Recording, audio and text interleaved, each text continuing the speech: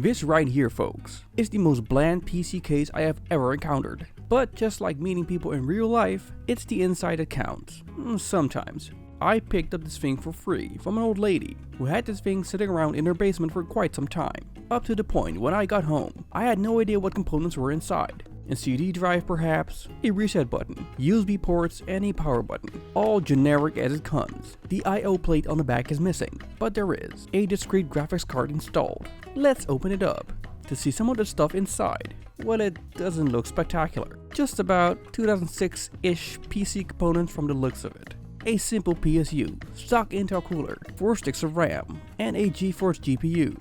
I want to install all of this, plus upgraded components in this new MCS1 case from Mars Gaming, which is more cooler looking and takes up less space. It also comes with a see-through panel and an RGB outlet fan installed in the back.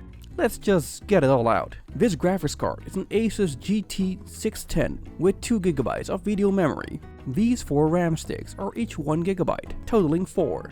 This thing as a whole is about 20 years old. You can see that this cooler is way past its senior bedtime. Same goes for that paste, that's obviously never been replaced. Out comes the CPU, and after a proper cleaning, it's visible as an Intel Core 2 Quad, running at speeds of 2.40 Hz. Not too shabby. I remove the cabling from the motherboard and work on getting out that power supply. Remove the cable from the disk drive and remove that as well. I'm not going to use it, as it's obsolete in my opinion, but also there's no room for it in a new case. The bland case itself might be large in size, but working inside of it feels kinda cramped as I remove the motherboard.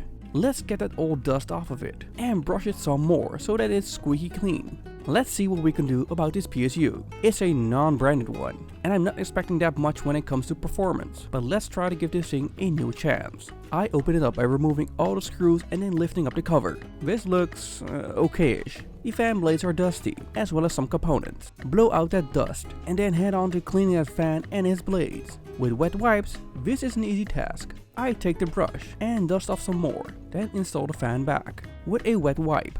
I also clean out the cover of accumulated dirt, place the lid back, and hope that the PSU will function properly again. There goes the motherboard, an even snugger fit than the previous case to be honest, but less wasted space. Then I proceed to installing a CPU back. I slap on some paste. Now normally I would refurbish a CPU cooler by cleaning it to the max, but I have a lot of these stock Intel CPU coolers, new in my storage. Personally, I hate these things. I reckon there's a specific way to attaching them to the motherboard. I can't. While doing so, I wrecked 2 of these coolers in the process here, as the plastic pin points that go into the motherboard just snapped in 2. So you know what? I installed an aftermarket cooler by Arctic that's more reliable and easier to install. It uses the same technique, but somehow latches better. Now here's the fun part, as I say with sarcasm, and that's cable management. First, I need to put back the cables running from the power supply to the motherboard. Not too hard of a task, but I want to make it look somewhat a bit neat. Hard to do with a power supply that's not modular, and there aren't any hidey holes to match those running cables in this case. Somehow I got it all set up, and I went to install the hard drives that are going to run my favorite OS, which is Windows XP. The SSD will function as the boot disk as well, as the disk where most games will run on, while this 250GB classic disk will serve as a backup if I'm in need of space. Like said, there isn't much going for when it comes to cable management, but with some tie wraps, I give it a best shot to hide and tidy up some of the cabling. In go the RAM sticks again. I could have just installed 2GB of RAM, since I'm going with Windows XP anyway, but for the sake of looks, I just smacked all 4 of them in again. Now I don't want to go with that GeForce 610 graphics card, as it's a bit underpowered for my taste. A while back, I picked up this MSI GT730 with 4GB of video memory for like a nickel, so I went with that. Should give a hell of a lot better performance in comparison. All is installed, time to peel off the protective film from the side panel and install it.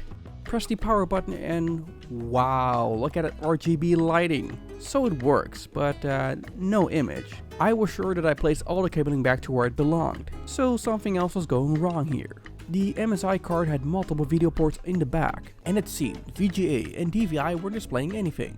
I connected my camera field monitor with HDMI input to it, and that worked. So somehow the other 2 ports were disabled. After some digging in the BIOS menu, I found out that these had to be activated manually. Powered it on again, and we're back in business. I connected it through DVI, and it was showing up.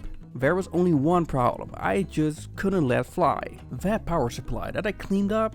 Have a listen. Yeah, that's what we call a heavy, real-life imagined migraine coming straight towards you. I think it's the fan that's mostly dying, but its cables for it are soldered to the PCB. After a few minutes, the fan would eventually sound okay, but it was still blowing wind like crazy. To be honest, this would suffice perfect as an air conditioning unit. Okay, so that couldn't make the cut. I bought a brand new one, also from Mars Gaming. The older one was just heading for the grave after 20 years. I opened up the case again and proceeded again into installing the new power supply, connecting everything as well as managing the cables again. How does it sound? Like this.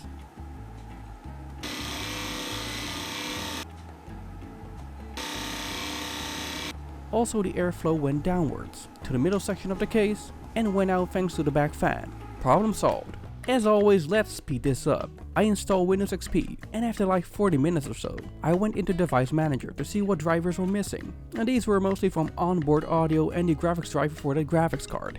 After all that crap, time to finally play some games. How do they run? I started my tests with one of the more heavier games from the 2005-2006 era, and one of my favorite games, Need for Speed Most Wanted. I set all the settings to the highest possible, and this game just ran perfect. This set the bar pretty high, and it's a pretty graphics intense game. What's next? Outrun 2006 could run perfect on a broken toaster, so this went perfect at max settings.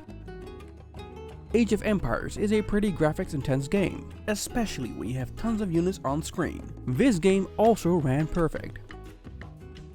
How about Sims 3? Runs smooth as well. Not a really exciting game, graphics wise though. Fable The Lost Chapters ran the same way. No problems here at the highest settings. Halo Combat Evolved. This game feels really dated, to be honest, in the graphics department. I somehow forgot that this game doesn't flex the graphics card that much. Now, just for the fun of it, let's see how many FPS Quake 3 can get in the demo mode. Sorta like 85 frames per second, which made my head spin. The real test came with Doom 3. Now I had to lower some of the settings to get this game smoothly running. It is with this game that the GPU had met its match. It plays well enough, but with some graphical effects slashed through half or toned down. A free PC, some upgrades later, and there you have it, a modernized retro gaming sleeper PC, if you want to call it. The more important thing in my book is that another computer was saved from the scrapyard and turned into this build to have another go. I would like to know what you think of this build in the comments down below. Tap that like button as well, and subscribe will notify you whenever I release a new video. Thank you for watching, and I'll see you on the next one.